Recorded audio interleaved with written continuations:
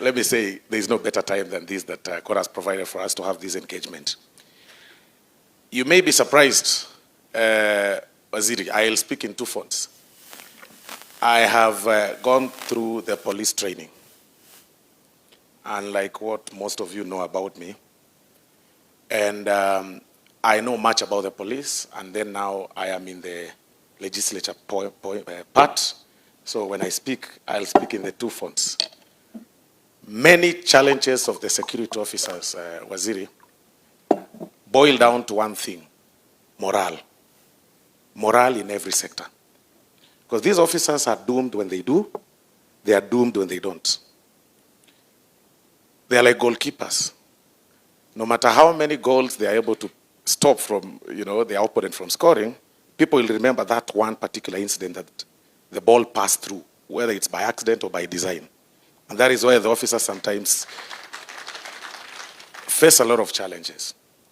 Right from their salary, back to their workstations, frustrations from their families and everything. There are so many things that the officers go through.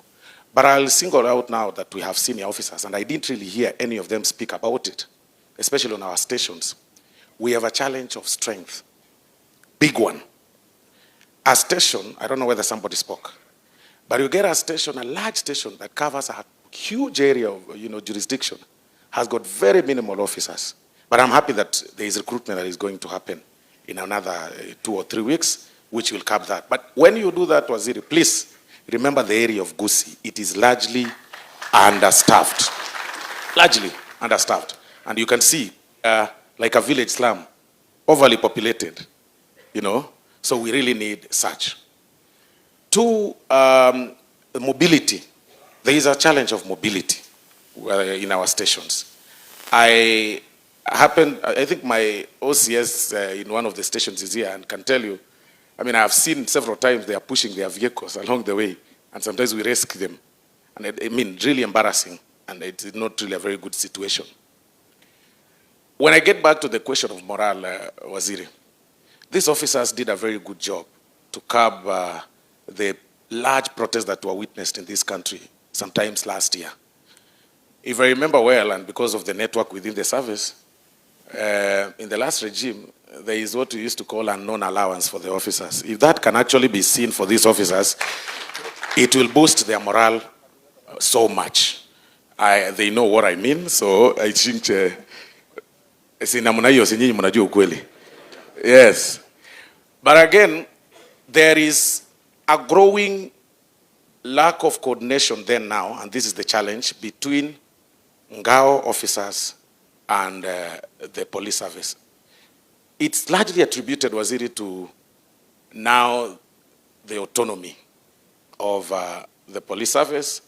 And you find the DC is chairing a security meeting, but the OCPD could be having a larger AIE than now that DC. If there is a way that coordination can be done, that they are harmonized in either side, so that there is utmost respect.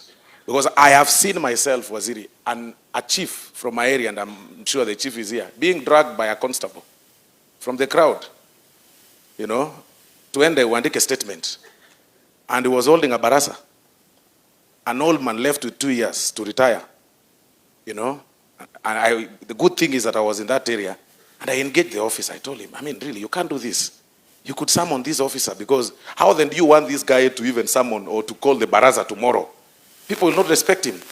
That needs to be harmonized. There is a disconnect. And I must agree with what some chief said here, where sometimes a chief arrests, we have a few elements within the police service. A chief arrests a drunkard, takes them to the station, anarudishwa na yeye. Officer anasimama hapa anamwambia rudi. Enda tafuta njia nyingine, ama anamweka ndani kidogo, then anamwambia huyu najua chief haona akili, acha it is embarrassing sometimes. This is sometimes very embarrassing.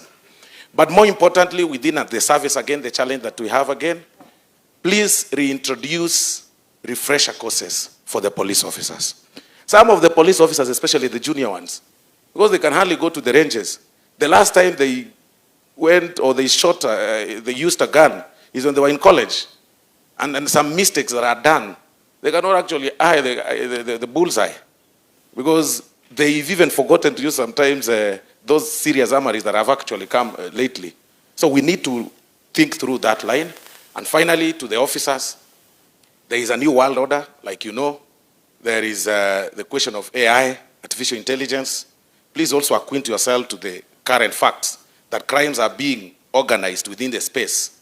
And as we even think through that line, even as they talk about mobility, I think it's about time that also government gives the security officers maybe these gadgets, like you can smartphones and something like that, so they can be able to acquaint themselves to the AI and within the system.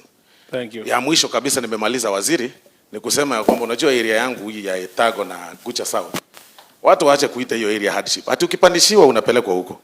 You know they say from the county, from the region, wewe nitakutuma Etago. Kwani Etago iko namna gani? Kila mtu akisema nitakutuma Etago. Etago is where I come from. That is my home. I am the majority whip. Please. Hiyo sio area ya kupeleka watu ati unapata walevi ndio wamejaa huko. Watu mtu ofisa ametumwa kutoka sijui hapa town ati amekuwa mlevi, sasa anapelekwa Etago. Mimi nikipita napata officer. That is very bad. So I think that is it. Thank you very much. God bless. Deputy Governor, all protocols observed. Sitasema sana kwa sababu masaa imeenda. Niko na mambo mawili waziri ya kusema. Kwanza kabisa nataka kukukaribisha katika Kisii County na constituency hii yetu ya Nyaribari Chache. Waziri, I want to take a moment to recognize a group that often works behind the scenes, yet plays one of the most critical roles in our daily lives. That is our security team. This team, pongezi na tuwapigie makofi na tujipigie makofi. Waziri, kwa sababu ya saa, unajua mimi ni mwanasiasa. Hata leo nimejaribu kidogo. Kwa sababu unajua vile nimeona hii uniform hapa nimeshtuka. Vile hii wadosi wamekaa zamani kabla sijachaguliwa kama mjumbe. Ningeona watu kama hawa wamekaa namna hii ningeingia kwa miti nikimbie. Because nilikuwa nafikiri wananikamata. Lakini waziri, we want to thank His Excellency the President. We were there as leaders from the community. We had a very good and robust discussion on the pathway, on the journey that the people of Kisii are going to take. We want to welcome His Excellency the President, and I am aware, and hopefully by the grace of God, the President will be coming to Kisii and Nyamira to launch some of those projects. Kwa hivyo mimi sina mengi, waziri, nataka niseme mambo mawili. Kwanza kabisa, Kisii Police Station. Kisii Police Station initially ilikuwa watu wanafikiria ni ya the former minister Nyachai, lakini hiyo ni mali ya serikali. Kwa hivyo I want to request you, waziri, that you help us through the Ministry of Lands to talk to your counterpart, Waziri Alice Wahome, waweze kutusaidia tupate hiyo title deed so that we can build a modern police station, and that police station inakaa on a 4-acre land, so that Rais alituambia we are going to build about 17,000 houses hapo katika prison, so that part of that project iletwe hapa ili hawa wadosi wetu na hawa viongozi ambao wako hapa including the police waweze kupata nafasi, waweze kuishi hapo na tuweze kusonga mbele. Ya mwisho nikimalizia, waziri, we have a small issue in a place called Jogo. Jogo Primary is a polling station within Nyaribari Chache, lakini inaona imenyakuliwa na watu wa Kitutu.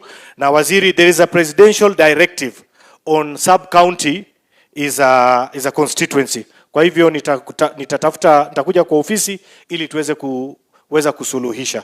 Kwa hayo mengi na machache, asante sana.